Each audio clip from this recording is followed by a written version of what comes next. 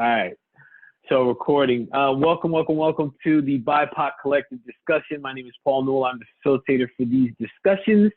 And today we have our guest speaker, LaChelle Adkins, and we have two others in the call with us as well, James and Keaton. We are recording this so that others may benefit from the information that is being shared in this space. So welcome to this video, to this recording that you're hearing. LaChelle Adkins. Well, where do I start? LaChelle and I got connected through a contact, Oleg Lohid, who is, I see him as a master, one of the master connectors. And he's been connecting me with some incredible individuals like LaChelle. And I'm looking right here. I'm going to admit someone else in here. This is Ivy coming in. Now, as Ivy's coming in, we'll have him check in. Hold on one second. All right, we're resuming recording.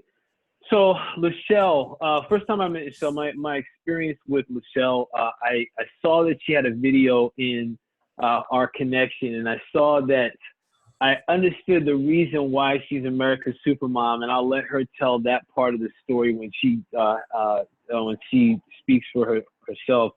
I'm excited for her to be here because when I spoke to LaChelle, my experience of her is that she is grounded, she's patient, she's compassionate, she's loving, and she's a person of service. So when I experienced that and then heard her words and how she's supporting others, and when she talked about this fresh start, I was like, this is fresh. So what? I gotta have her on. I get to have her on here. What? So I'm excited for her, and she supports women as far as empowerment. Watching her YouTube videos, she does very efficient, effective, short videos to support people in either being their best selves, being an entrepreneur, being a power parent, and being a higher version of themselves in a variety of ways based on her experience. So I'm excited for her to be here to guide us in this method that she's come up with. And I'm excited to dig deep into it. But before I do that, I want to, LaChelle, thank you for being here with us. And is there anything else you'd like to add? And if you could share your story, please do. Awesome. First, I want to say I'm glad this is recorded so I can replay it when I need to be lifted up, okay? Because that was a good intro.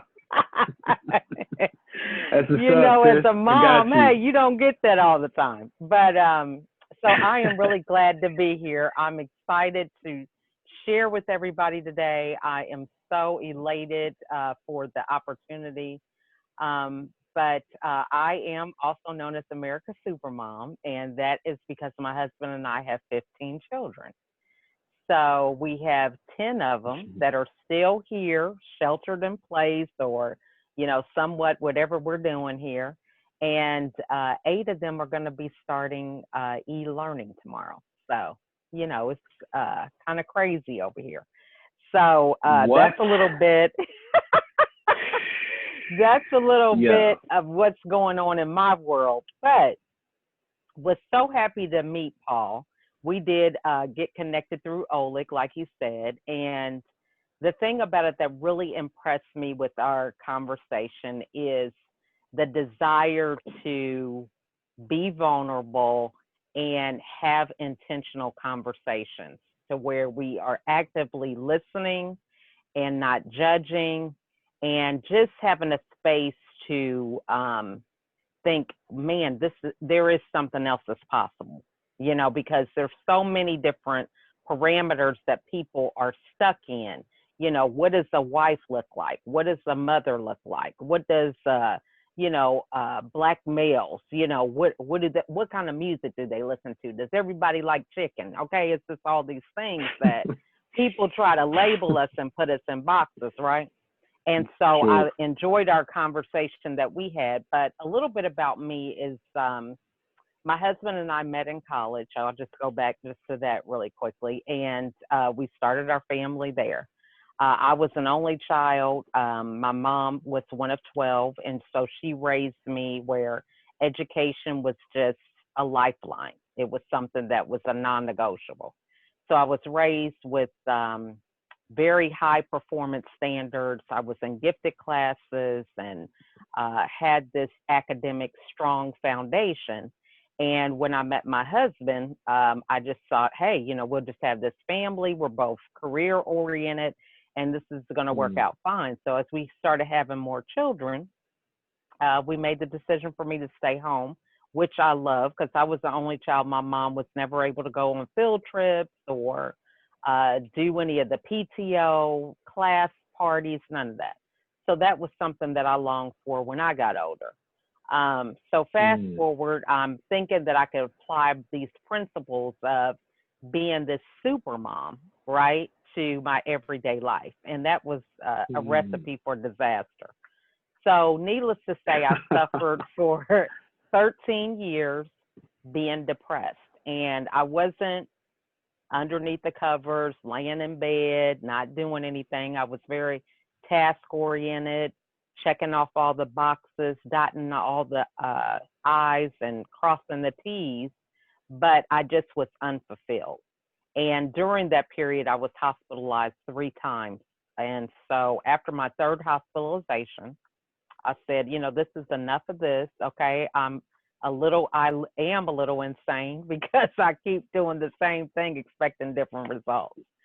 So this is when I did my own inner work and reflection and created my strategy that helped me overcome depression, but maintain a life depression free. And that's where we get the name Fresh Start. So Fresh is an acronym and it stems on 5 pillars that I think are very important with coming out of depression and maintaining a life depression free. So the first pillar is using your fear as fuel. So for me, I didn't want to be in the hospital a 4th time.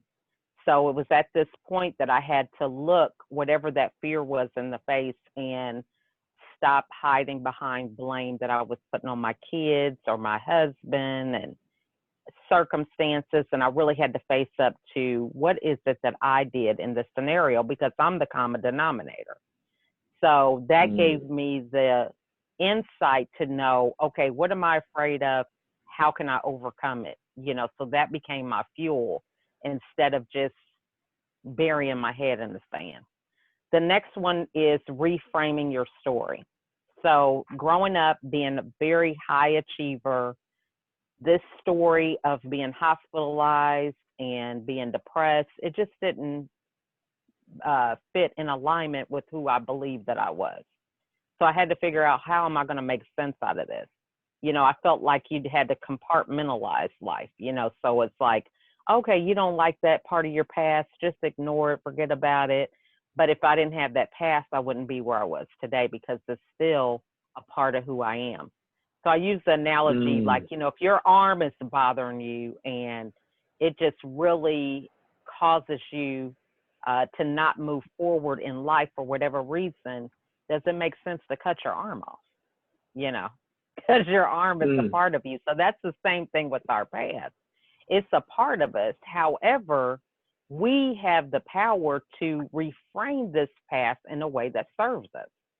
So when I look back at my past, it's not something that I don't want to revisit.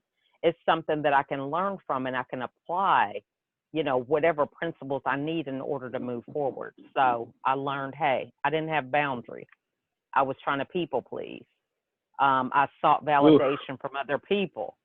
I thought my worth was tied to the roles that I played. So once I really analyzed that part of my past, then I was able to create strategies in the current day and allow those to propel me forward in a way that was healthy, in a way that allowed me to move forward in a positive way. So that was the reframing of my past. The next thing is to envision my success. So this was key, because you think 13 years is a long time, a lot of habits, a lot of people seeing me a certain way, and that's not going to change just because I have this aha, you know. So I had to envision what I was building for, even though it didn't look like that. So this was me making vision boards, getting visual cues, making screensavers on my phone, right? Doing voice memos to myself, whatever it took to kind of keep up with that life that I was creating, even though it didn't look like what I was currently walking through. The next pillar is the support group or tribe. So this is key because if I decided that I wanted to be an interior designer, for example, don't know anything about it, but if I get with people, okay, I'll stop here. You have a quick question, Keaton?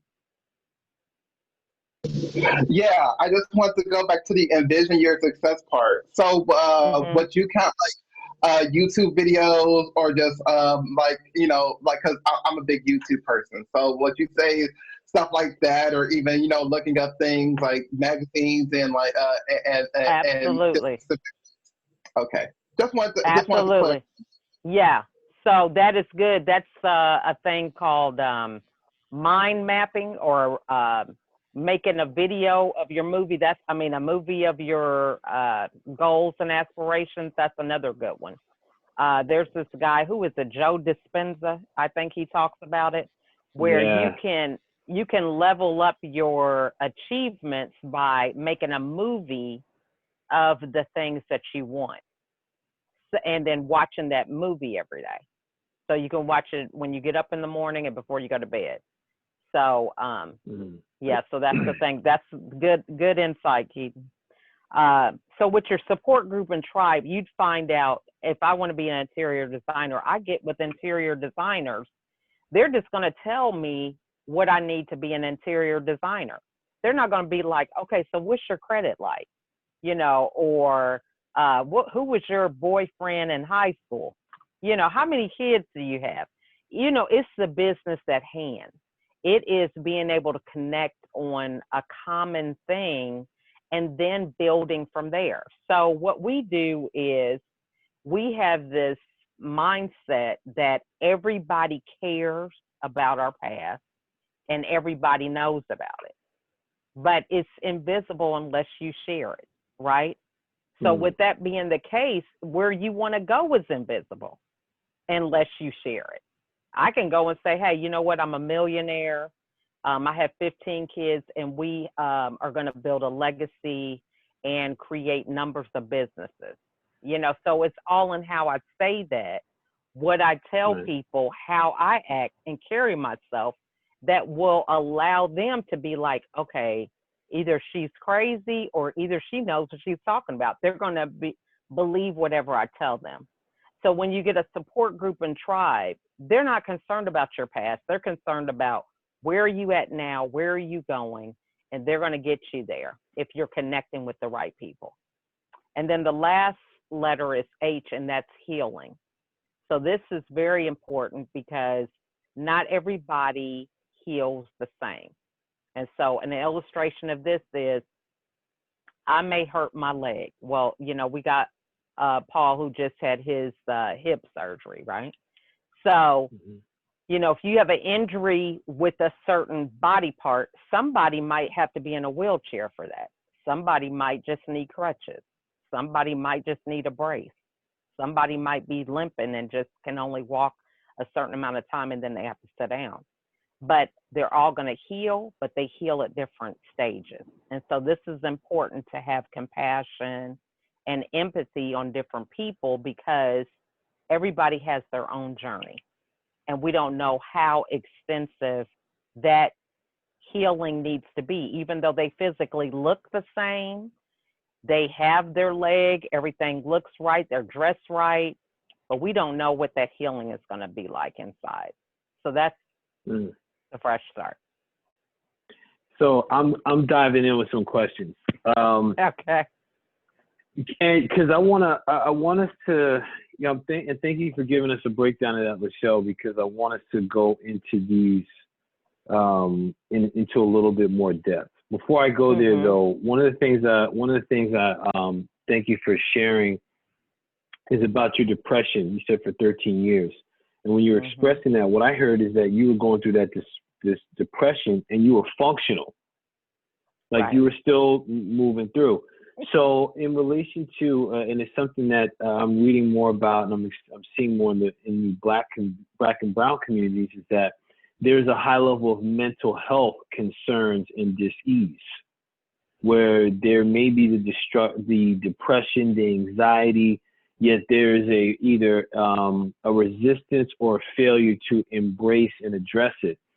And I'm wondering, you said that there was an unfulfillment. I'm wondering, for you, what was the inner work that you did to flip the switch and get that fresh start that may encourage some other people going through it right now? What was it that really pushed me to do the inner work?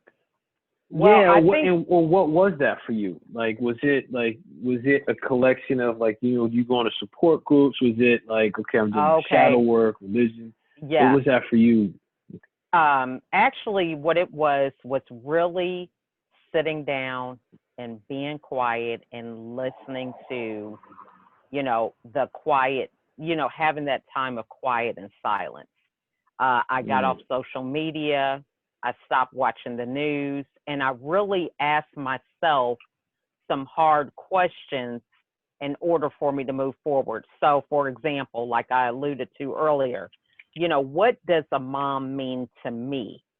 I felt like I had so many standards. I didn't say that my husband's a pastor, but he's a pastor. He also was an officer in the military. So there was another level of leadership or people putting him on a pedestal or us on a pedestal based on our roles and positions. And I never really felt that I had a clear, during this time, a clear definition of what it meant to me. I really was not thinking about that. I was so busy being led by everybody else's standards that, one, I wore masks doing that. I really felt like I couldn't really be myself. I had to be perfect, and exude excellence at all times. That was one thing. And then the second thing was just not free to be authentic or transparent, not feeling like I could relax or be comfortable, and then just not really knowing who I was. I was always thinking about what's the politically correct answer to give? How can I make sure everybody gets along? That type of thing. So when I went into my own self-reflection, it was like, that's the most disempowering place to be. Because if someone else has a standard for me and I don't know what that standard is, I'm going to be chasing these standards for the rest of my life, depending on who's putting one in front of me, right? And so I got to the point where I said, I really don't care about what other people's standards are. I don't seek validation from other people. I want to do what's best for me. And what is that? Because for 13 years, I had lost myself and didn't know what that was. Thank you for that. It's you said a couple things that draw me back to this people pleasing set, right? And the mask.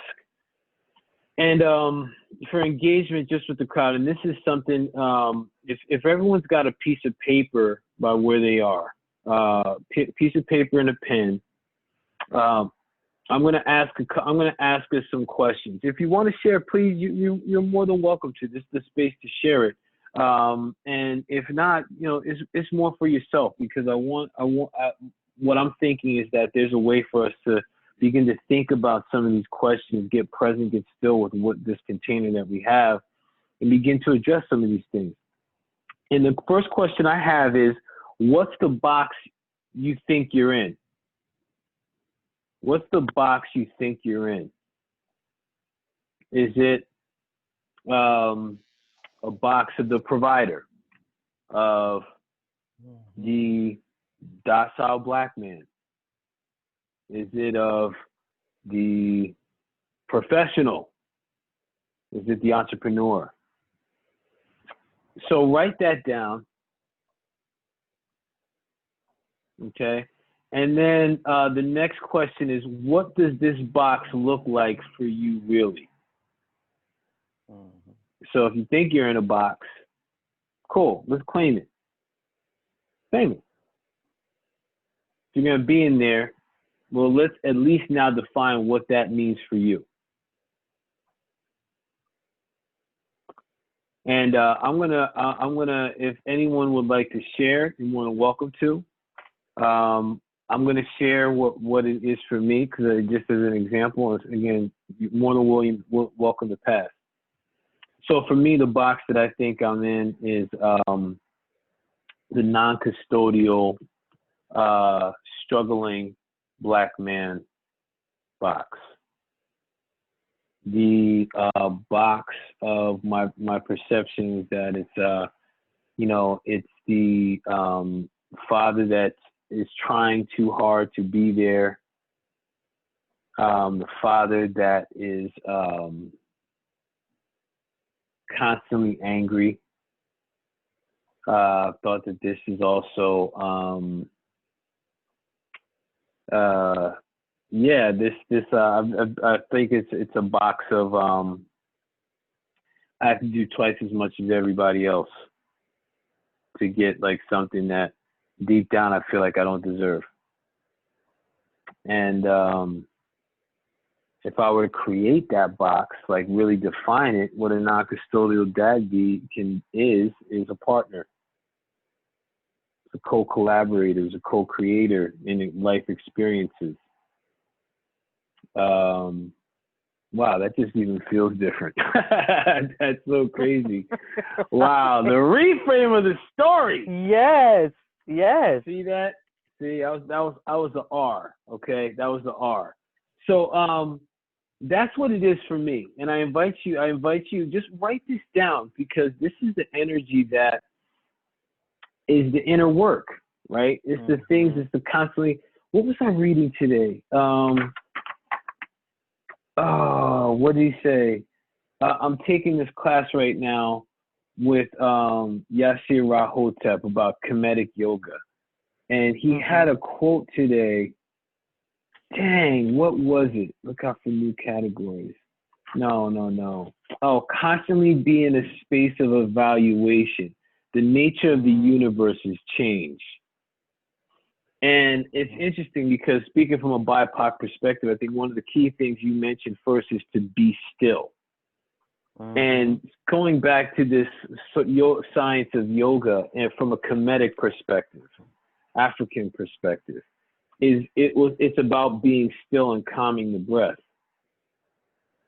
being able to scour and find tension in the body and just ease in the body and be able to dispel it. Which is what I'm hearing you say here, is when you got quiet, the thing is like being able to look at the fear as fuel, then be able to reframe the story, envision a success. This all requires a quiet time. I want to pause for a second. I want to check in with Drew, Ivy, or Keaton. Like, so far what we've heard, before we dive into these different parts, is something coming up for you all that you want to contribute or share? Or is there a special part in the F.R.E.S.H model, the Fresh Start model, that is resonating with you right now?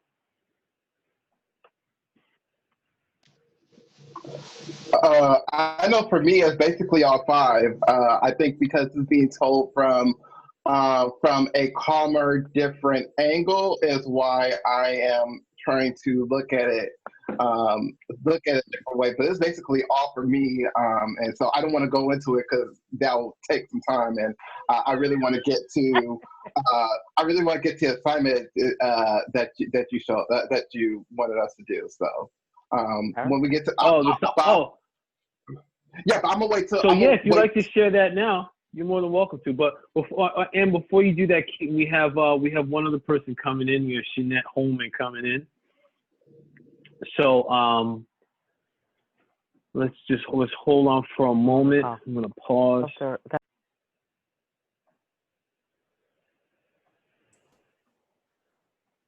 Comments. Yes, thank you.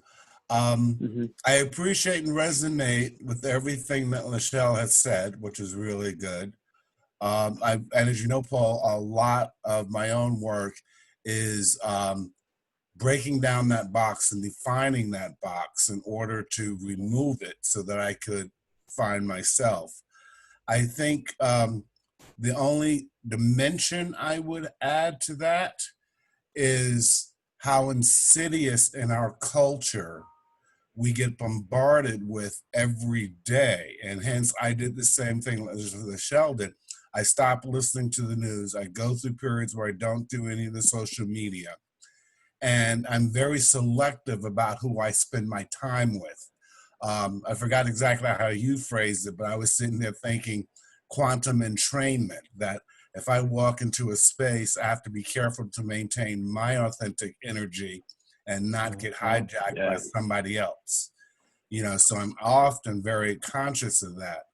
But I believe in augering down. And so there's a lot of things ingrained in our culture where we are bombarded, especially as people of color, bombarded constantly to maintain that attitude of not being enough and of servitude. And one of the things that I found that was, this is recently, very freeing to me is that we talk about reframing. The church had the opportunity for the last 2,000 years to reframe, but chose not to. But say in the last 1,000 years, the whole idea of original sin, which is what drives us and separates us from spirit, gives us the idea of not being worthy, not good enough, having to constantly work. There was an interpretation of scripture that put it as original blessing.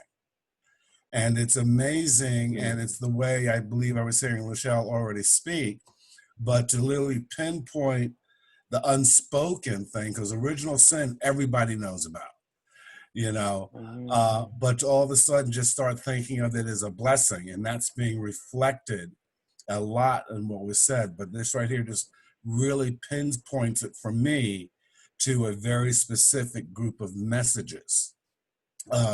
Another thing which was sort of interesting, I've learned that if the church or society says it's evil, that's the first place I want to go investigate, because evil is ancestor worship. We're talking, I mean, in Africa, and Native American, we honor the ancestors, and that was literally frowned upon. The female goddess is evil. You know, the 666, the number 13, all of that is evil. You know, you stay away from it. The women are vilified just for being who they are. And the irony of it is that that's another thing that's been going on for 1,700 years. Because if you look at the books that were dropped from the Bible, it states very clearly that the person who sent Jesus to earth was female. Jesus's God was a goddess, not Yahweh, not any of those other people. And it was sort of like the way we treat that energy is the same way we treat the earth. So for me, getting down to the very root of what sustains it, I get to see and discern. I don't judge, I use discernment, what the messages are that I'm being bombarded with all the time, you know. So is it like what I'm hearing you say? Is it a collective box, really? That's it's a collective box. It's a collective box. I mean, the most recent box was constructed 1,800 years ago, when they basically hijacked Christ, hijacked the goddess, hijacked direct communication with spirit. Now you had to go through a European white male who judged you from on high and was telling you you're never going to be good enough. And then to add and then to add insult to injury, and I'm amazed how many people don't know this, that it has become a law of the United States upheld by the Supreme Court. The church put out the doctrine of discovery, basically saying any non-white European male is an animal and not capable of handling its resources, is what the short version is. This is a papal bull put out by the church. And around the 1800s, The United States adapted that in the doctrine of discovery, the discovery doctrine. So that underlines all of our laws. So I want to, so thank you for that, because that was like a lot. Thank you for that insight. Because like, yeah, we had a little history right there, right? And I want to bring it to this component where we can take what you said and then start to apply this to the F.R.E.S.H model, because what I'm hearing you say is that there is a collective perception box around Black people as far as not being good, not being good enough, about having to work twice as much, or about like we're the sin or the original sin, or how we worship, what we worship. There is this collective box and how we that treat we women, are in. and how we treat women, including how we treat women, self, humans, beings, sentient beings. Yes, Keaton, we are recording. Yep. This is part of that collective box, right? And this has us thinking and viewing things a certain way, which is one of the reasons I think this is part of the SPAR support group or tribe. Last meeting, we talked more about community, right? And what that means, because first of all, for us to have a community means that we're starting to look at how we support each other and moving outside of those perceptions and really transcending, moving into something different. Because really, there's going to be circumstances that we're going to experience as Black people. There's going to be circumstances that we're going to experience. Okay, what are the ways that let's start with the first one. Fear as fuel. What are the things that are feared in the Black community? I mean, let's name some of these things. Poverty. What else? Call it out. Getting arrested. Getting arrested. Getting killed. Getting killed. Right. Low education. Low education, right? I mean, discrimination on the job, lower pay. Yeah. Disrespect. Like a community. This is what I really, really want to touch up on, because it makes so much more sense, especially after George Floyd happened.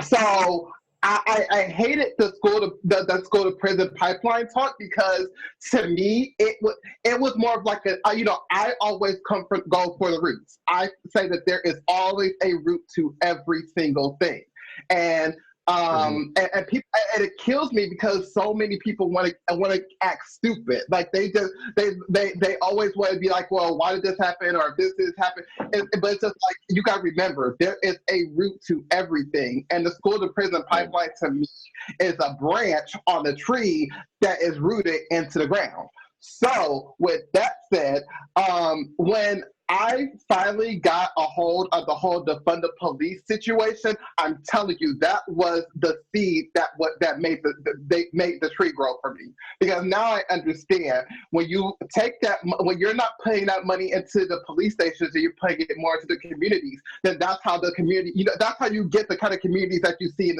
suburbia. You do realize when you go to a suburban community and you go to an inner city community, it's definitely a contrast, a difference. But now, once I hear defund the police, I'm like, okay, now I get it. See, if we took that same money, and if the money that we took into the police stations, and we put that into our communities, then we would definitely see different. We would see the schools get better. We would have more community centers. There'll be more programs. There will be more, businesses will actually want to invest into the community. Like, I just kind of see how everything kind of plays itself out. But like I said, I understood the school to prison system when I got to defund the police, because before then it was just such a disconnect. And now that I know how to grow the tree and then understand the branches, it's like, now it clicks. Now I know exactly what everything is growing into and what people are talking about. Now, I would say one thing just in rebuttal to that is that's assuming that we all had the same goal in that community. Okay, because if we don't have the same goal, there is, and this is the thing that I am very controversial on, is that I think equality is just not possible. Now, I'm only speaking from my own situation of what happens in my house every day. I have 10 kids. You make food, and one person gets 2 portions and everyone else doesn't because that was all that was left. Now, is that equal or fair? I mean, so those things are going to happen. I may want to be a basketball player, but I just don't have the skill set or the build for doing that. So some things is just, that's not equal to me being against another woman that might have my height or something. So I think when we have these discussions, we have to make sure that everybody is on the same page, because we'll be spinning our wheels thinking that we're going to move forward, and actually it may not be that case, because there is a lot of differences in our beliefs. So like Paul had mentioned about the mental aspect that we go through with dealing with depression. I think a lot of it is we are used to getting secondhand stuff. We're used to having stuff that's broken, not brand new. So we are in survival mode all the time. We don't even think outside the box because we're just trying to survive half the time. Sure. Yep. So if we just get to the point to where we can actually just be able to think clearly without being distracted from your life or not getting your pay, I think we're placed in these positions to where we have to live our life in defense mode all the time. You think about even playing sports, you switch out the team. The defenders, they rest while the offense is playing. But we doing defense all the time, 24/7. You can't survive like that. And I agree. And I think that's a lot where, I thought I was going with like root causes and conditions under what you were saying, LaChelle, because everybody is different. Everybody heals differently. But what everybody doesn't have is the freedom to do that because of the box and how that box is maintained. And so, in a sense, getting where is that common denominator, and that is having basically the freedom to be your authentic self. And I agree with what Keaton was saying, but until the teacher is ready, until the student is ready, the teacher's not going to appear. And the reason why they're not ready is a lot of what you were saying, being in, you call it the defensive mode. And regardless of who I'm talking to race-wise, it all comes down to class. I mean, we have been ingrained in class. So I find Black professional men will perceive me as not being professional and will treat me in a certain way. And I'm like, brother, you got to be freaking kidding me. Why is that? I live in the whitest state in the nation. Vermont, and there is a really different attitude, which has recently changed in the year, where I would be in the room, because I'll be in the room in a service position, so to speak, and the guy in the suit will not even talk to me. And ironically, I was in one situation where the guest no speaker and I were friends going way back, and her and I just hung out by ourselves, ignoring those people, It's like the way we pigeonhole and judge people because of the choices I make in living my life, And, so I find it really funny. And there's this old guy that actually grew up here, and him and I talk about it, because the Black men in Vermont up until recently were like really, really classist. So I'm getting down, but anyway, that's a sidebar. It's funnier than heck to observe. Well, I think the thing that's crazy about it too is the fact that had you guys both dress alike or have a certain situation, it wouldn't matter because people will see you on the outside the same. I know. It really is. It's like there's this fear thing. If there's two of us talking together, all hell's going to break loose. The white people are going to be afraid and intimidated. We're plotting something. So let's keep our distance to keep them comfortable. And I'm like, what? So I guess the bottom line is, and it goes back to the sense of the community and the tribe, that even though I want the freedom to be me, which is crazy and zany and outside of the box, but Course in Miracles, I'm no stronger than my weakest brother or the Bodhisattva. I am here to uplift others as well. So there definitely needs to be a spirit of service, you know, in a sense, because I'm not in competition with Paul. Paul's doing his thing, and I want him to be the best that he can be. It's not a threat to me. But for some reason, we're geared towards, if someone's getting something I'm not, kids at the table. I offered a friend of mine this really nice shirt. She has twins. She had to refuse it because she couldn't give them both the same shirt. I mean, she didn't have two shirts. I would have took that shirt. See, I would have took that. I don't turn down nothing but my collar, okay? But, you know, it's that whole attitude that sort of things. And that's where I judge it's going to take a couple of generations, because we've got to not only break our box and lead the way, but help the guys, the people of all classes do the same thing. We're not each other's enemy. And then we can branch off into... I think this is where I want to start to bring something tangible to using the fear as fuel, right? Because I'm hearing even in these statements and in our language, I'm hearing a lot about authenticity and the fear of being authentic for a myriad of different reasons. And also I'm hearing about the fear of class, like of being less than, right? So if we're talking about using our fear as fuel, what can that look like? Well, I think service? I think the first thing is to have an awareness, right?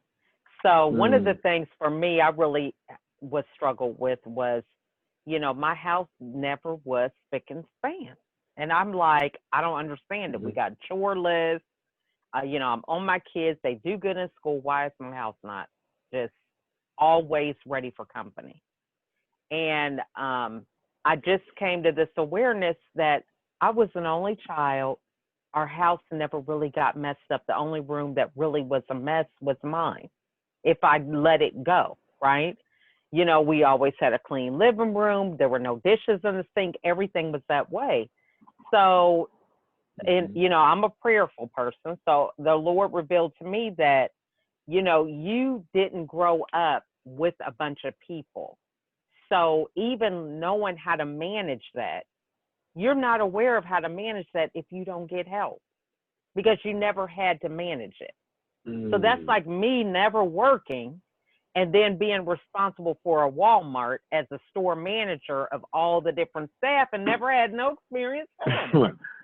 Right. Just because I'm a woman, though, but because I was a woman, I was a mom, I beat myself up because it's like something's wrong with me because I'm struggling with this.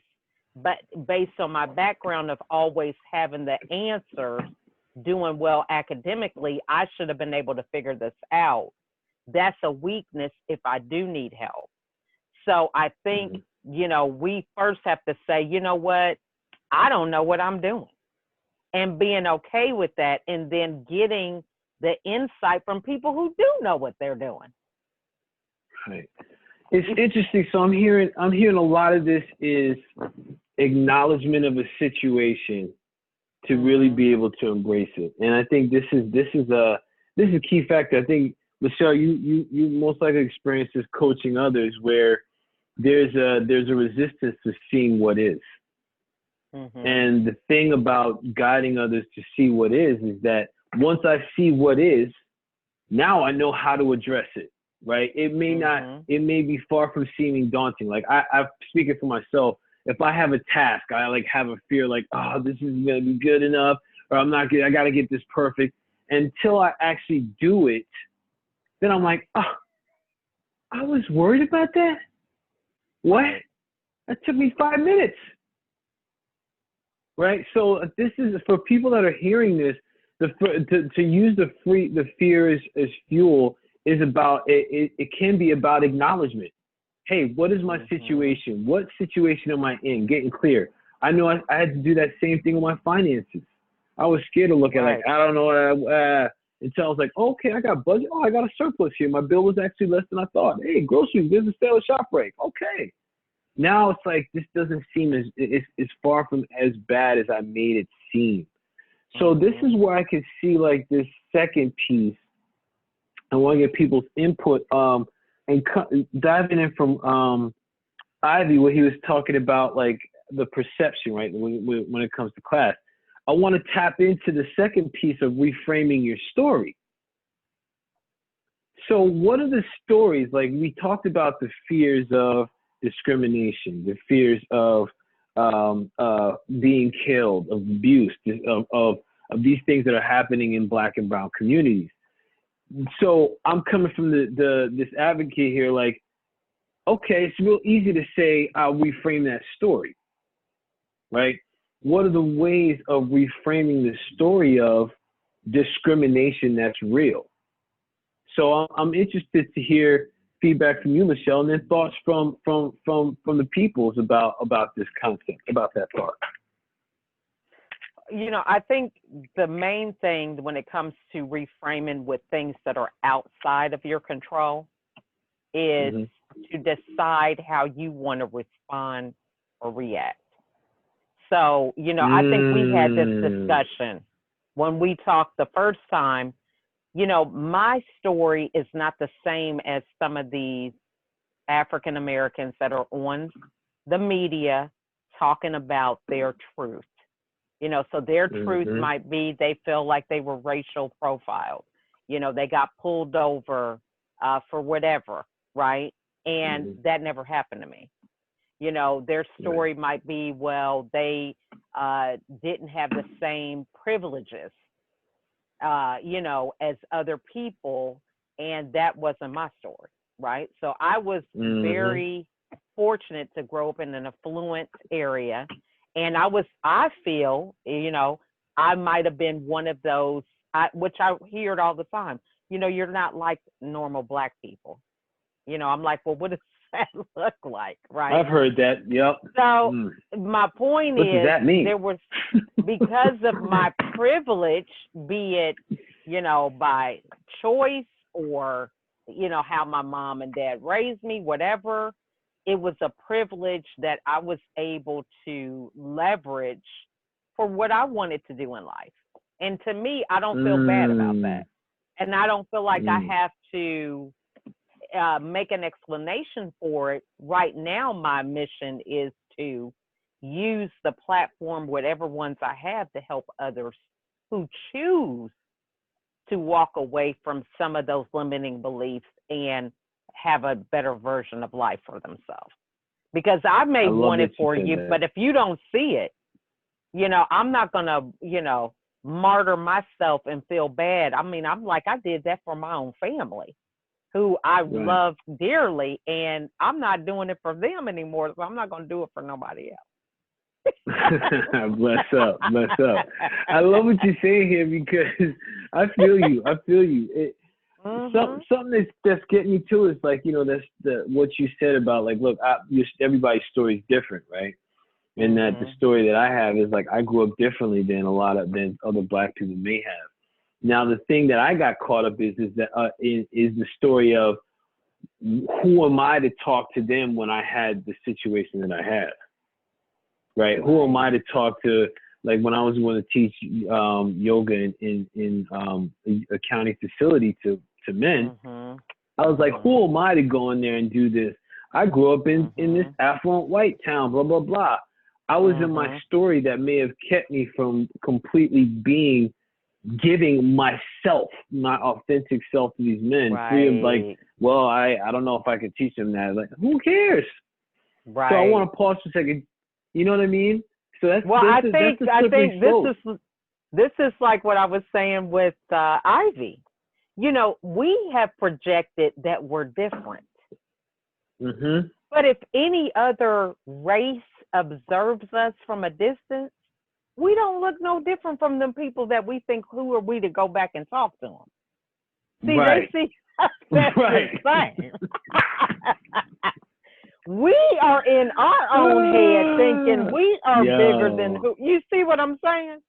That's where the ego is. I see you. Once I got past that, I was good. I'm like, I don't care about no validation. I don't care about anything. I know what my message is. It's either for you or not for you. And I'm good with that. Right. But that was the ego that I had to lose. You see what I'm saying? Yes, I do. So, sure. Yep. Listen. Keaton, go ahead, bud.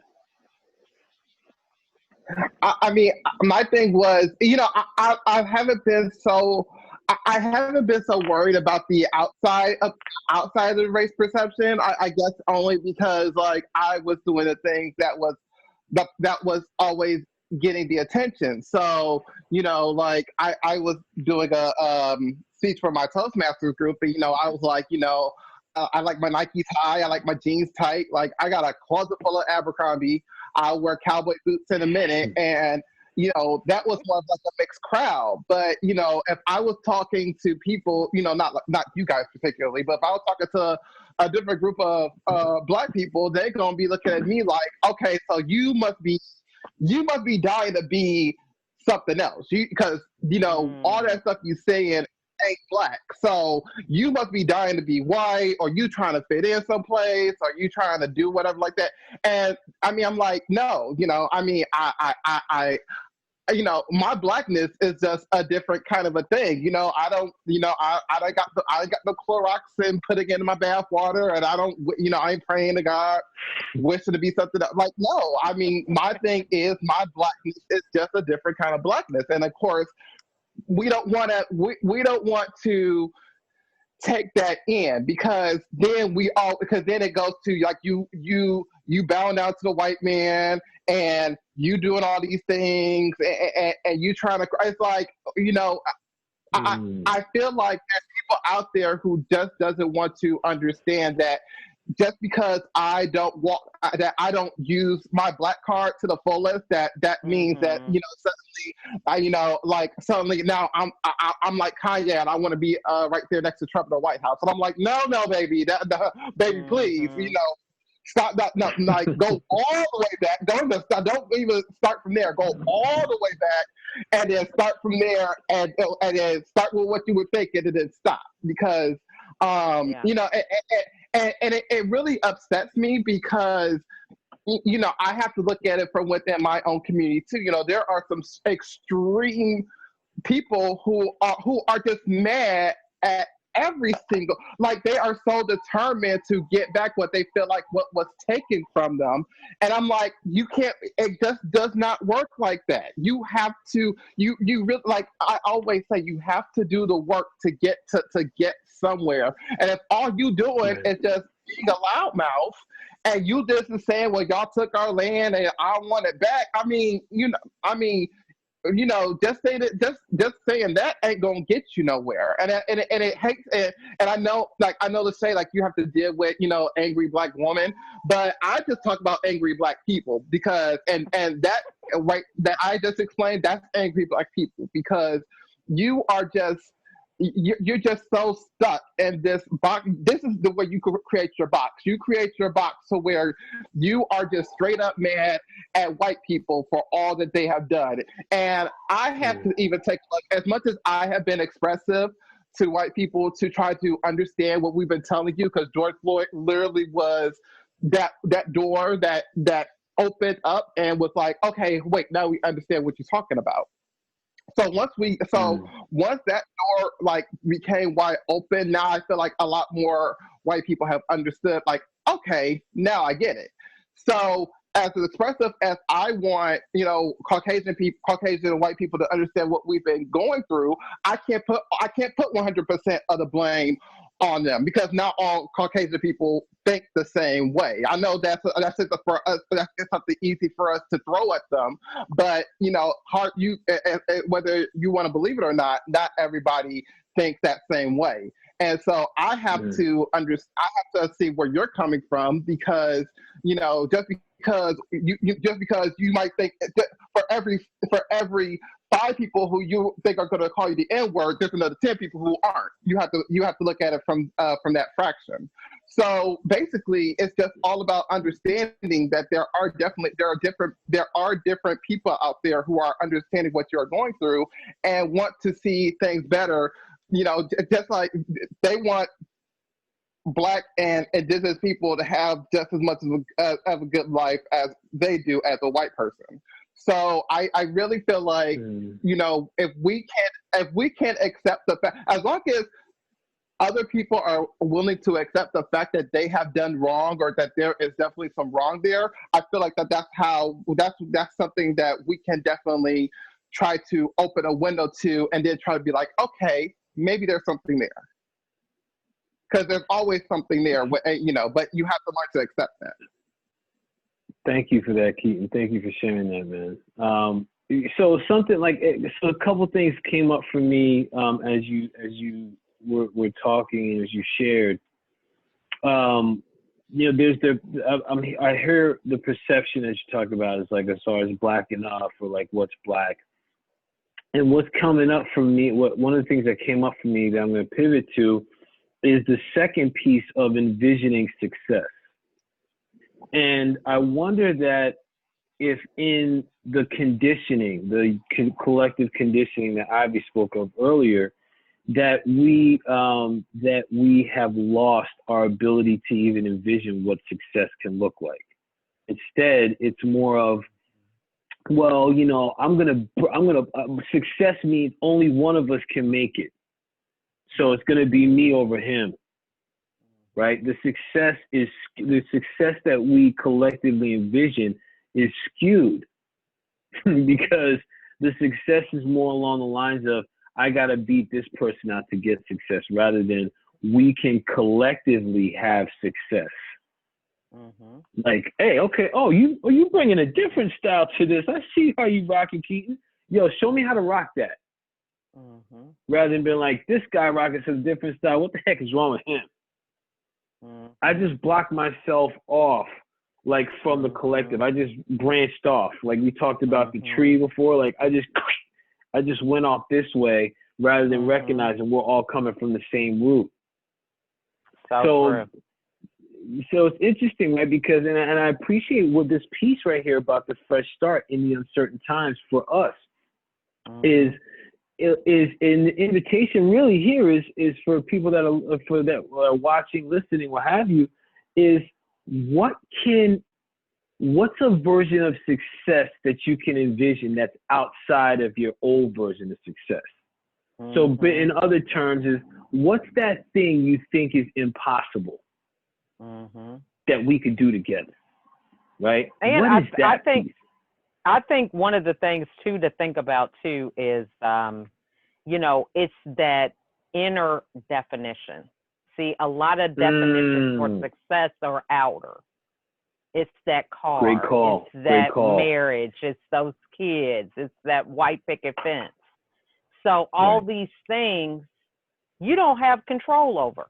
Okay, you just don't.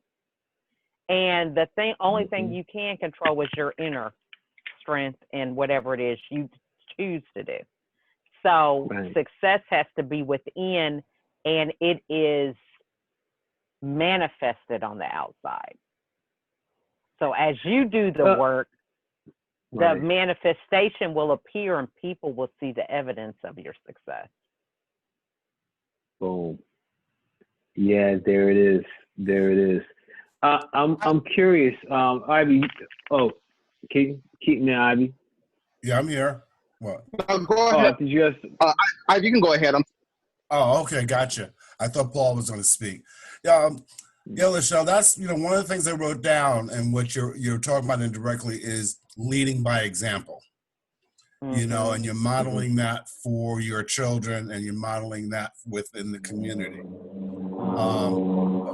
when we start going back to the collective, the community, one of the things I need to keep in mind is what is our commonality in all of that. And what was said was, as a nation, as a globe, the elite has us trapped in a cycle of lack. And that was going back to what you said, Paul, that there isn't enough food for everybody, so I have to take yours. When in actuality, there is plenty of food. And if we work collectively, you know, we can gather in that more, in a sense, really sort of leverage it all on so many different things, you know. So again, it goes back, when you say to root causes and conditions, I bought into the concept of lack, that there just isn't enough at the table. And that was intentionally manufactured to keep everybody where they're at. So when I think, yeah, that's good. And I think also there's also the element of fear of revenge. You know, if you feel that somebody has been mistreated and they're going to flip the script on you, you're fearful of all those things you've done coming back on you.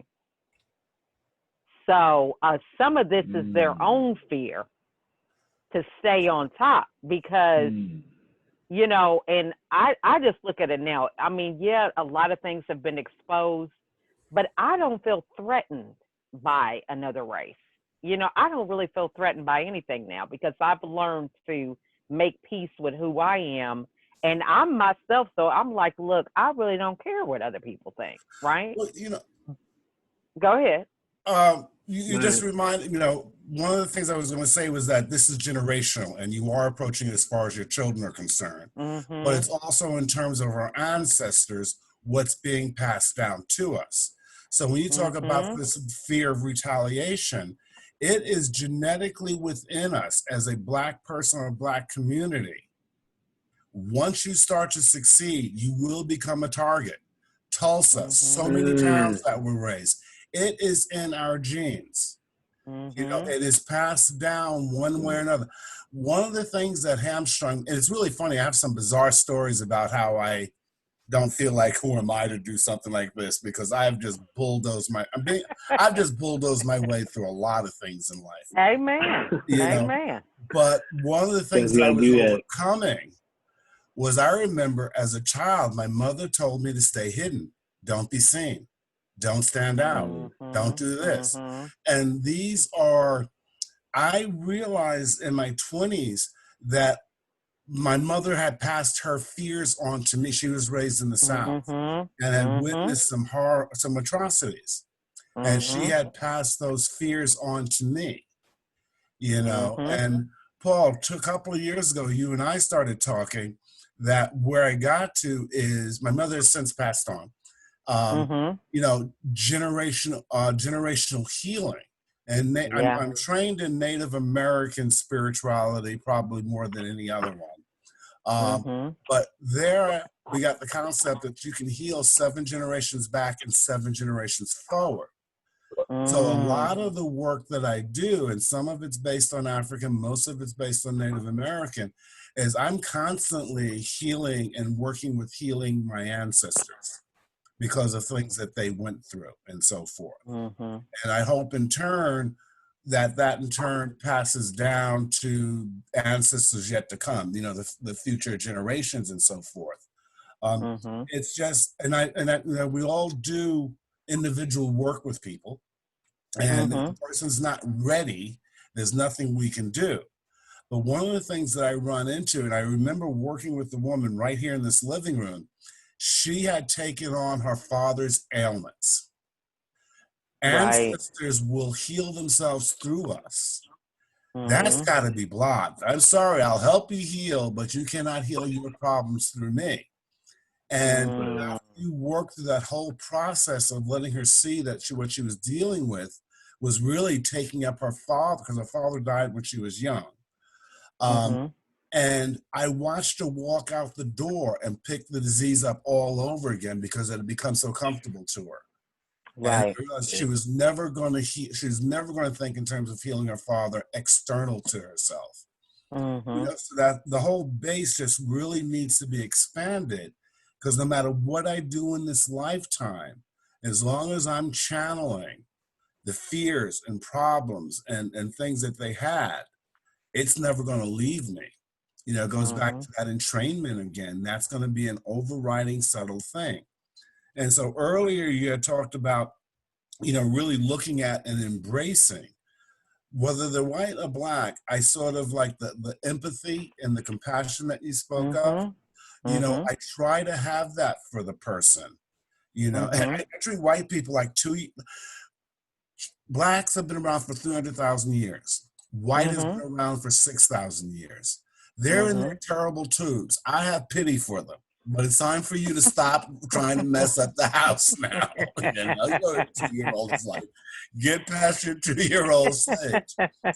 And the same thing with the person of color, you know, generation after generation. And I just saw on YouTube, Me Too Keaton, I'm a YouTube fanatic, that because of the, you know, X number of years, we do have genetic damage. And Paul, that's why I started out with the DNA activation, the DNA, you know, healing and things along those lines, because we're also dealing with physical challenges on the DNA and the quantum level for all this stuff that's being passed through. So in my world, one cannot heal without healing the other two. And to heal yourself is to heal the other two, as long as the intentionality is in place to incorporate. One of the things that I do often is when I make especially if I make myself a special meal, I will sit out a plate for my ancestors. I will feed my ancestors. I will invite them to the table. You know, and I learned that through the Maitri practice and the Tonglen breathing, in the sense, because everything is, we're all energetically connected. Just a sidebar, and I'll shut up. Let me ask you this: do they eat the food that you serve? It goes out onto the lawn in the morning. It goes out onto the lawn in the morning. But they do show appreciation. How's that? And it's not funny, because I do have invisible. No, I mean, I just, you know, look, I'm a person. I've learned to laugh. Okay, the thing is, LaChelle, I have invisible housemates, and they are around, and we do interact. Okay. So and they are experienced by others, so it's not in my head. I can tell you stories upon stories of people coming into my space. Okay. Now, so give me a story about them interacting. I got to hear this. Paul, you'll relate to this.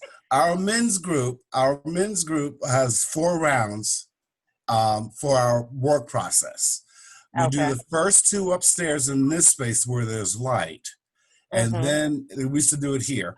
And then we do the last 2 going downstairs in the basements where it's dark. We'll go inner, because the work is inner, like you say. So I downstairs sit up to do the work. So there's one particular night we're sitting in a circle. There's about 5 or 6 of us. And my housemate comes in, takes a position behind this guy named Mo. And I sort of acknowledge, and we're sitting. And then Mo starts doing this all of a sudden. and he keeps twitching. And he finally was so disruptive, he turned around and said, "I feel like someone's standing behind me." And the other guy there, who's a good friend of mine and knows me very well, he just looked at Mo and says, "Yeah, welcome to Ivy's house." Wow. Yeah. Oh, I can tell you. So do you, but let me say this now, do you see them or you feel their presence? Mostly feel the presence, mostly hear them. They'll do things to get my attention. They love to laugh too, so things will get moved, and then all of a sudden it's right back where it was. You know, I'm single, and I live in a resort town, so I have a switchover of housemates, and it's I would say 75% of them realize that there's 3 of us in the house. Wow. Yeah, you know, so for me, I mean, I just be still, you know, just quiet enough for that to happen. But it was so Now, did funny you with always get, I mean, like, so did you have this period where, like, this is spooky? Or were you always, like, okay with it? You know what I mean? I was always okay with it. My mother and I had a very long conversation. And that's another thing about, you know, say Black spirituality. I think Mm-hmm. it's fairly common. But there Mm-hmm. again, we're taught that it's evil, that you can't see it. So my mother was raised in the church in the South, and she worked very hard to make me normal. And we talked Mm. about that, and she apologized for that to me because I'm literally, I mean, the first person to visit me was my grandmother after Mm-hmm. she passed. And that's the Mm-hmm. earliest one that I remember. And she took me out astral projecting or whatever. But her and I went out and, you know, she gave me some teachings.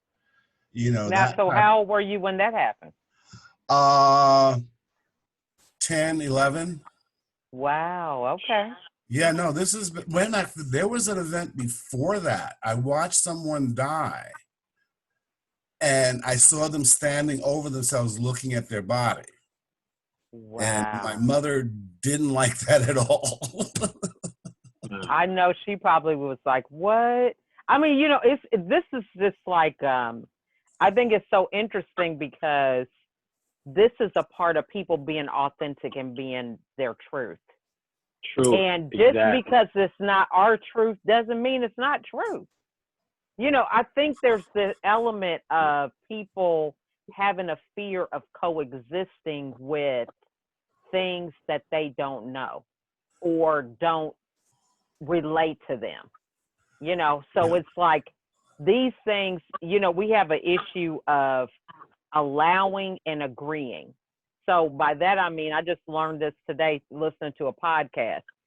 You can allow things to happen and acknowledge it. That doesn't mean you have to agree with it, but Yeah. we have been conditioned to think, oh, I don't agree with that, so that just doesn't exist.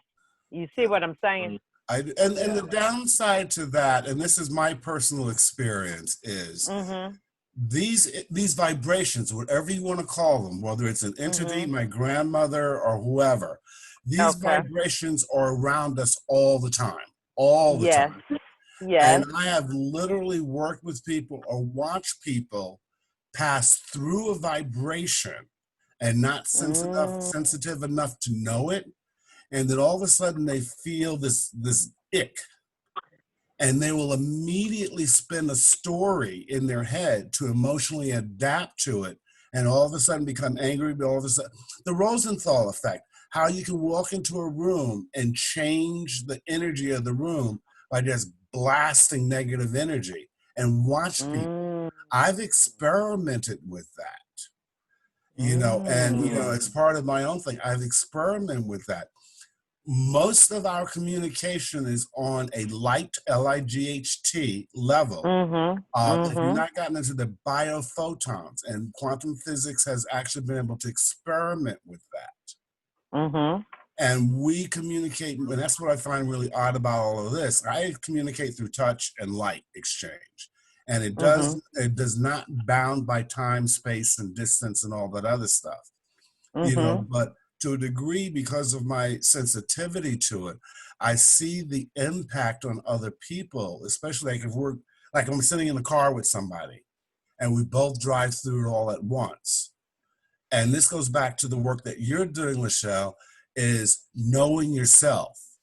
So if all of Mm-hmm. a sudden you pass through, somebody 10 minutes ago may have been really angry that walked this way, and you're walking this way, and all of a sudden you Mm-hmm. pass through that residual vibration, you'll all of a sudden, you know, you would like, oh, no, that has nothing to do with me. And you'll subconsciously or consciously and keep walking because you're Mm-hmm. doing the inner work. You know what's you.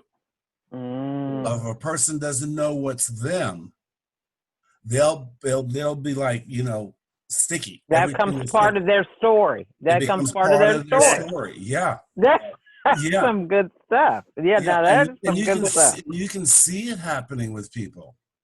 You know, one of the things that I practice a lot is walking through portals, a Okay. So doorway. wait, hold on. before I want time because like this can like because again I appreciate this and this in a way this ties into the community and the healing because I want to tie into that in a second. It also ties into the reframing. Instead of diving into the negative piece, do a quick assessment. Wait a minute, what's going on here? And it's not me. I get But I have to be aware of residual energy to have it me or not me. And this is the benefit of being in a tribe, in a support system, right? Because if I'm doing this in my own space, how am I gonna know if it's mine or not? Right? Like a lot of times being in that energy with others, vibration of others, then I could be like, well, I'm experiencing something different now. Yeah. Hold on, is that mine? So I want to come back to it in a moment, but I know Keaton, you had something you want to contribute. So I wanted to check in. Is this something you want to connect and share before we wrap up with these last two pieces and check out? All right, I got to kind of find a way to like make a U-turn because you guys went so way. I mean, it was good stuff, but I couldn't relate, and I was like, oh crap. I cannot wait to spend some time with you in your neck of the woods. I need some stories to share myself, so I'm putting that right now in my to-do list. Hold on, So fall is right. I love it. I love it. Time. It's so pretty up here. Fall is a great time. I love it. Yeah. You don't want to wait till it gets to be too cold. You get stuck there. Okay.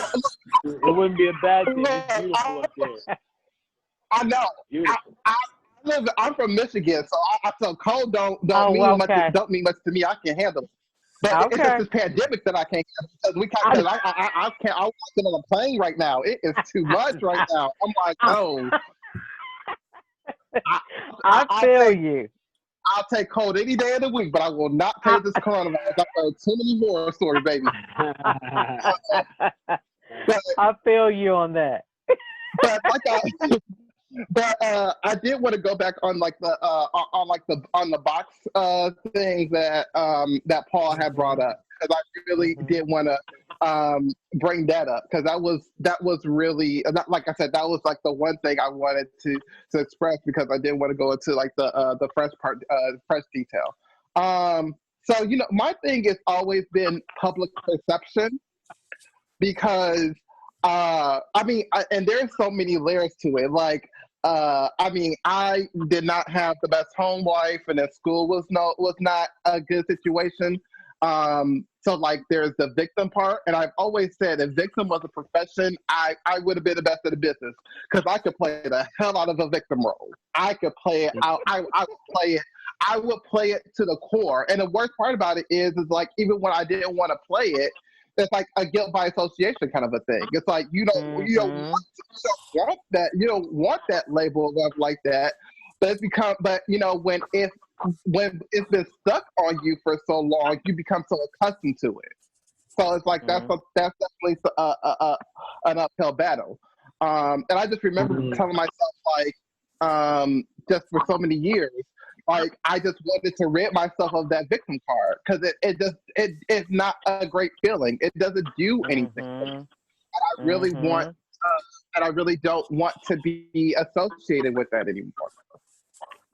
Yeah, that was a good thing. I went through that same thing. That was my story because that victim didn't match the person that I remember myself growing up being. So that was the thing that was, I just couldn't, So the next thing was just about, trying to really, because like I said, my Blackness is very, very different. And that is something that, that the Black community, just period, cannot wrap their head around. I mean, look at Lil Nas X. Lil Nas X was this, was a country singer who was Black, and people were still looking like that, like, the skin color doesn't go with the genre. So that was definitely and I can kind of relate to that because I've taken more heat from within the community than outside of the community about how Caden, being unique. LaChelle Adkins and the Teen Scene was the first album I ever purchased, and my mother flipped out when I brought home Elvis Presley, and I still love George Jones. So. So there's a thing called terminal uniqueness, and that's retelling the story. Oh, yeah, most definitely. So it's definitely just been about, and I really have this thing, I really love this about myself, and I like that I'm very unconventional. I really have tried to befriend that word because my kind of, the stuff that I just want to tap into, because of course there's still a lot of work there, but the stuff that I want to tap into, the stuff that I have tapped into, the things that really I find very intriguing are just things that you won't hear come out of a person's mouth. You'll hear somebody talk about Kanye, they'll talk about Yeezys, they'll talk about rap, they'll talk about all of the stuff that happened on Real Housewives, but I will be the first to tell you about the history of Black people in country music and use this like why you bring that to the table.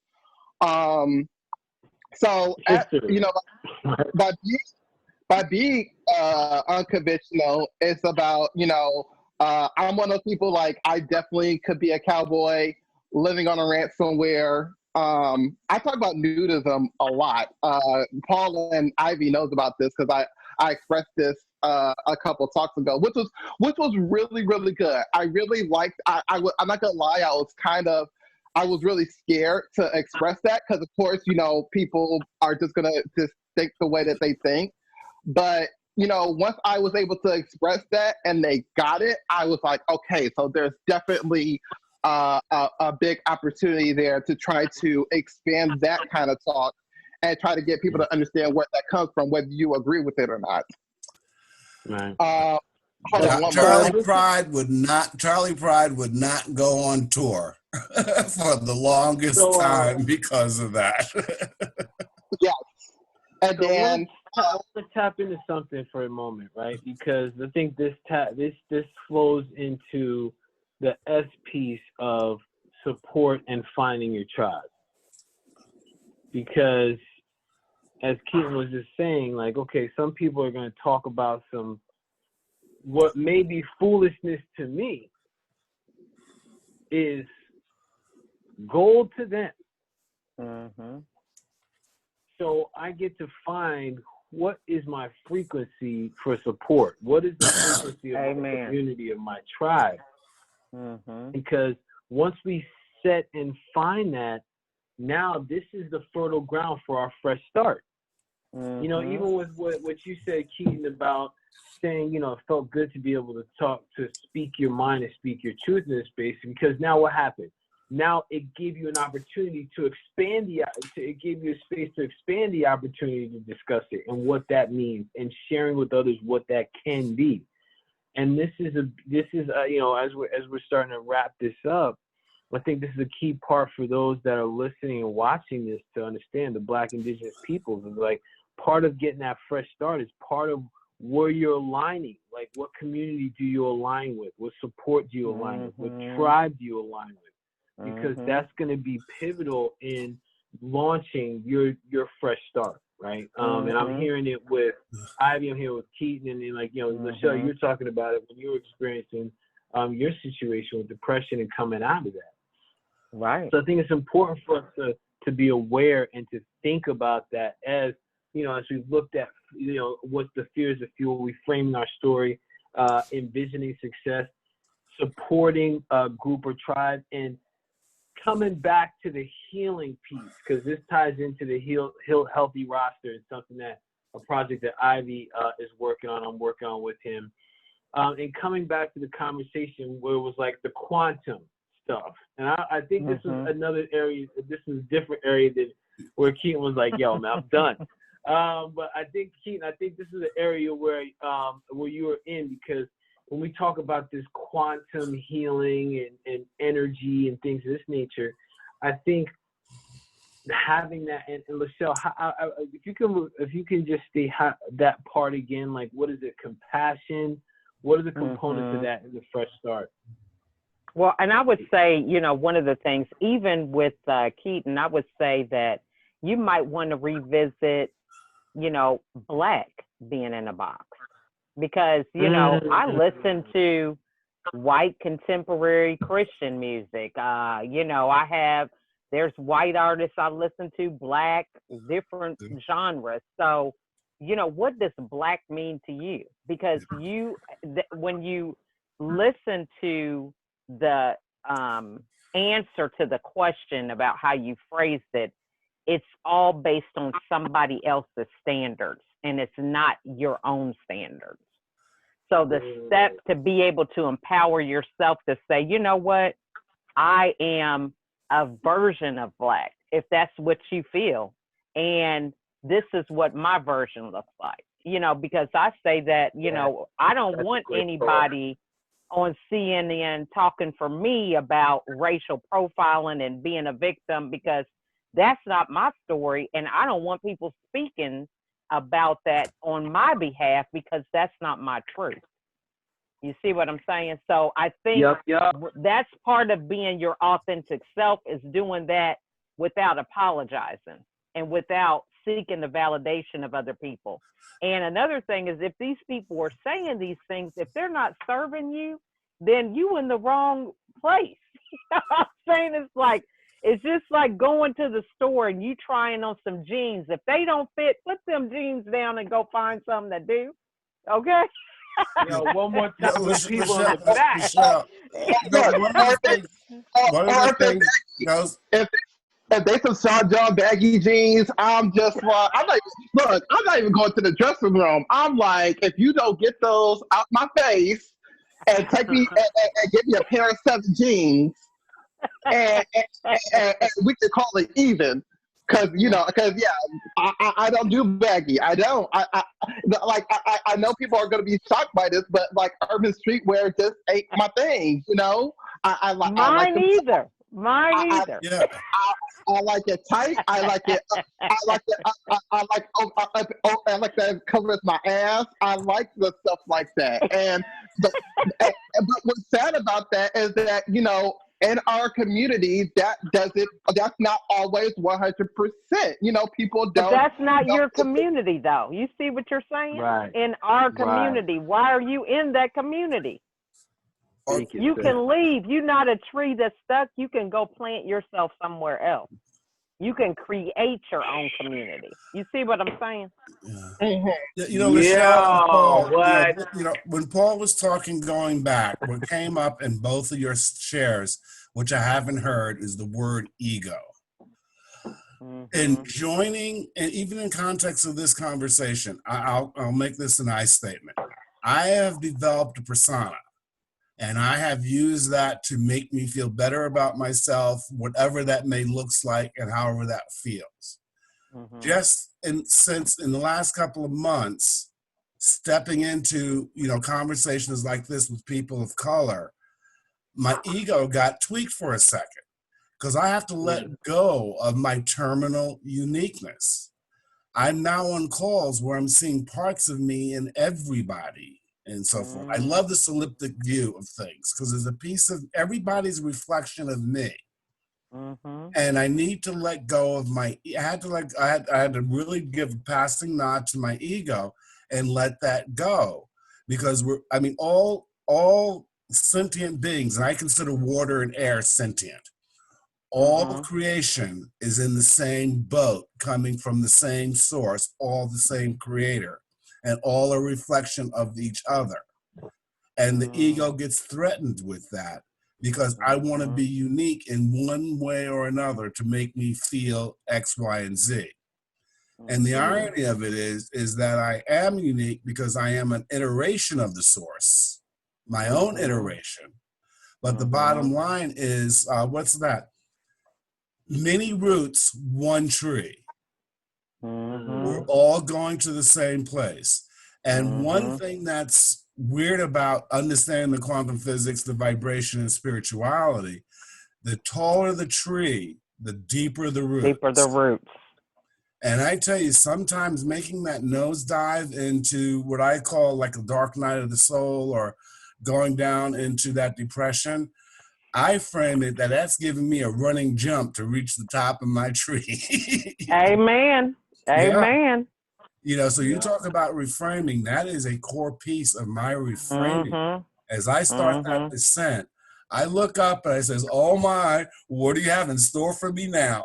You know, because I'm going to hit that point where it's going to be a springboard and I'm going to go catapulting in the other direction. And I know that's going to happen. So the ego, it serves a place, but I cannot let that maintain a box that does not work for me. Amen. You know? And it's been great being on these calls, because I look at everybody and I'm saying, regardless, there's a piece of me and you, and vice versa. You know, it's all there.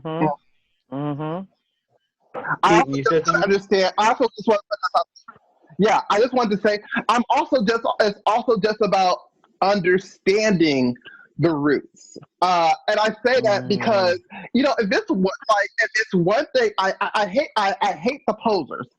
And I'm not even talking about from the outside. It's just like, I still remember watching an episode of the Parkers, and Professor Ogilvy, you know, he felt like because he was so much older that he was losing base with, like, I guess he just felt like he was having like his midlife identity crisis. And he was just wearing, like, he just started wearing like all this gangster baggy clothes and stuff like that. And I just remember watching that, and it just left a horrible taste in my mouth. And so I don't, you know, because the one thing I don't want people to think is that I'm just doing it because, you know, it's the hot thing, it's the latest trend, you know. It's like the thing we always been told, you know, if all your friends jumped off a bridge, would you? And I'm just like, you know, depending on what bridge it is. But at the same time, it's just like, you know, it's always just about, but you know, I feel like when it comes down to the roots, if you're going to do things, if you know, put your heart into it, you know, at least understand it. You know, as much as I'm obsessed and I love cowboy culture, and there's actually a lot of Black history and cowboy culture which is not always mentioned, I also know that you know, cowboy culture is not. You know, you want to be Carrie Bradshaw in Sex and the City.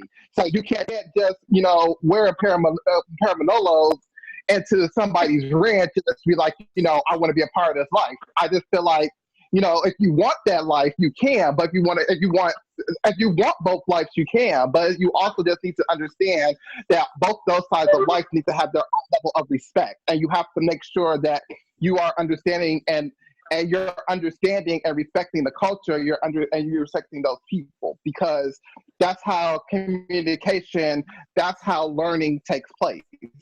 And I just feel like if there's somebody out there who's just going to just basically jump into a pool of culture and just do it because, like I said, you know, all my friends are doing it, then I'm just like, you just need to stop right there, because you're basically, you're basically a marcher in a parade, and you're not the leader, and that's no way to live a life. The first Pendleton Roundup was won by a Black man, an Indian, and a Native American. And they tried to write that out of history. There's a lot of Black men in rodeo. I've been on the rodeo circuit. I've been on the rodeo circuit as a photographer, and there's a lot of them out there. Well, and another thing. Always something to learn in the BIPOC Collective, boy. Always something to learn. One other thing I was going to say really quickly is that, you know, recognizing that sometimes the people that we despise, we were those people. So we have to remember that's part of being able to let go of the ego, because it's like, I noticed that because I see that, because that's where I used to be. But I'm okay with that, because even though I see it, I don't have to be threatened by it anymore, because that's not me. I'm choosing to do something different. You see what I'm saying? Yeah, you so I think the more we can, and this goes back to us recognizing what we have in common, because we all have issues. You know, I love the thing that somebody taught me, where sin is self-inflicted nonsense. Okay, it's our own choices, right? So the issue is not that everything is going to go away. We're still going to have issues. Right. But it's how we choose to deal with it. That's the difference. So just because I say, hey, you know what, I want to write a book, that doesn't mean I'm not going to have any challenges with that, or any days where I want to procrastinate or feel like, you know, I'm overwhelmed or whatever. However, I'm choosing to accomplish that. So I'm going to gravitate towards a group of people that are going to hold me accountable and say, you can do it, and give me the tips and tricks that I need in order to accomplish that goal, because adversity is still going to come in some form. That's the difference.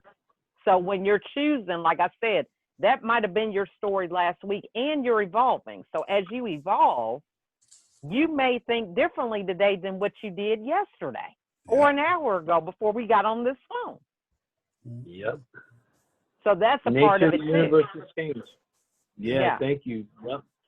Yeah, it's a big part of it. Thank you for that. We're gonna wrap this up on that, and we're gonna start to check out, because listen, LaChelle, this is what I had envisioned in the beginning of the call, and I was like, oh, I could tell this is gonna be a nice one, because like I love the engagement that we have in these types of circles. You know, while we do have guests in the space, this is about us collectively bringing our thoughts, our ideas to the table in relation to this topic. And I think this was super fresh, because, you know, we talked about the acronym of F.R.E.S.H, which is Fear is Fuel, R, Reframe Your Story, E, Envision Your Success, S, Support Tribe, or Find Your Support and Tribe, and H is Healing.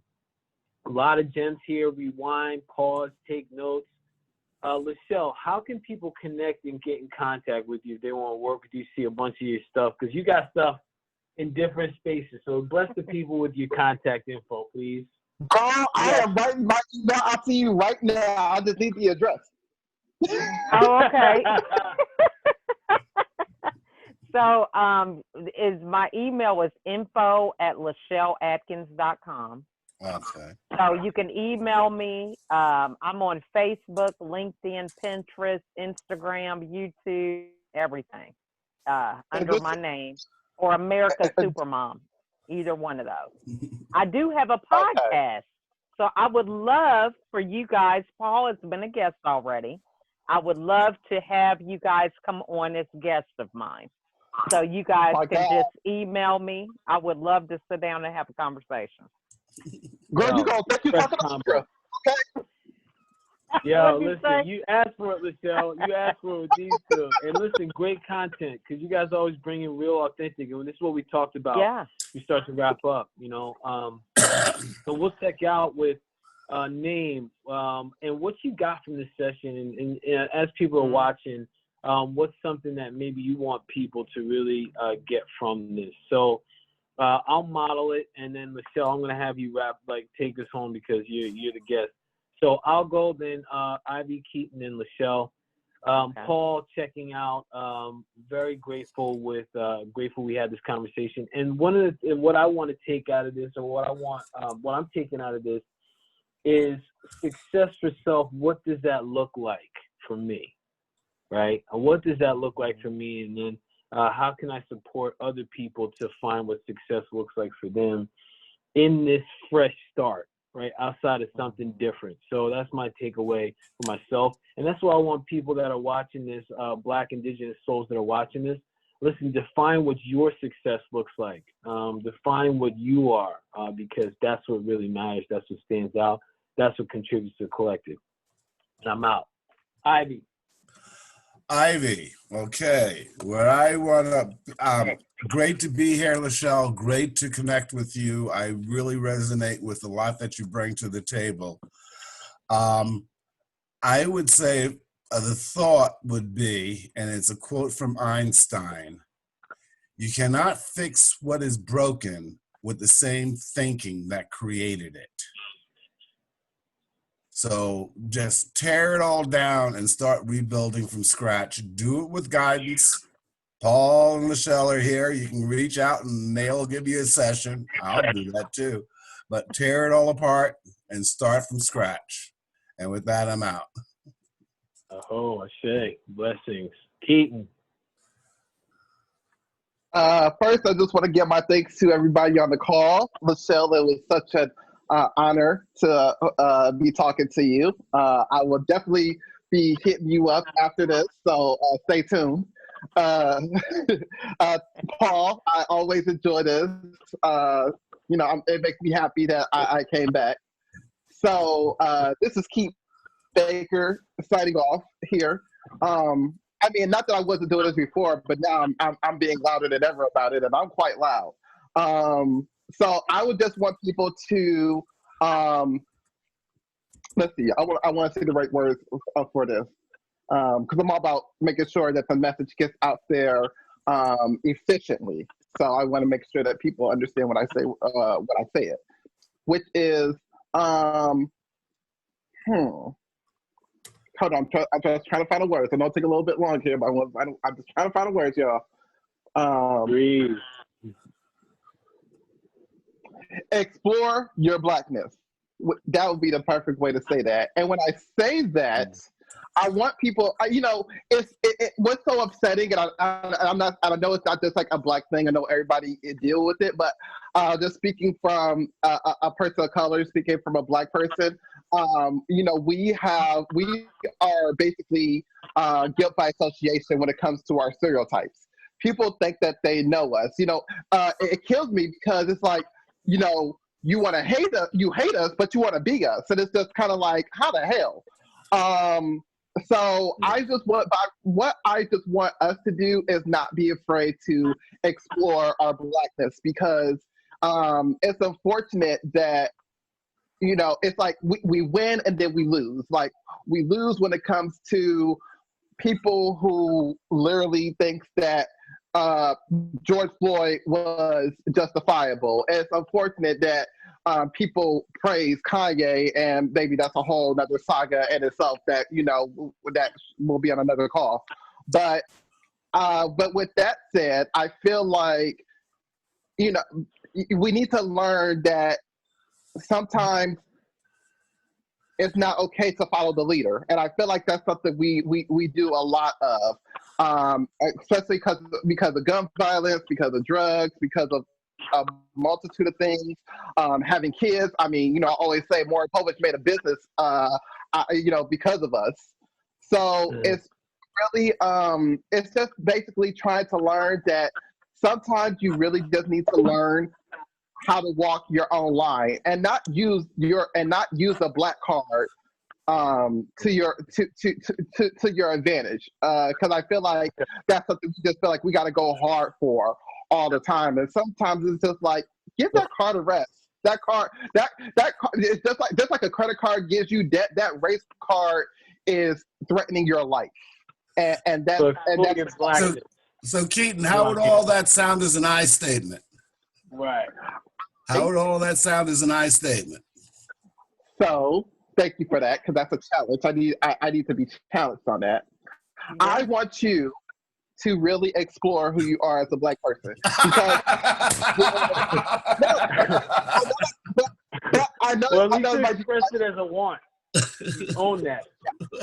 Because I know it's kind of funny, but at the same time, it's just like, you'll be surprised what you can attract when you step outside your comfort zone. So I would be surprised by what I can attract when I step outside of my comfort zone. Believe it or not, just like okay. I know, but I would say this. Yeah, but you honestly will. I mean, I've done it and I've seen it. So I want people to understand that. So Keaton, to really be crisp and clear, what's the one thought you want people to take away from this conversation that we had today? Crisp and clear, what is that?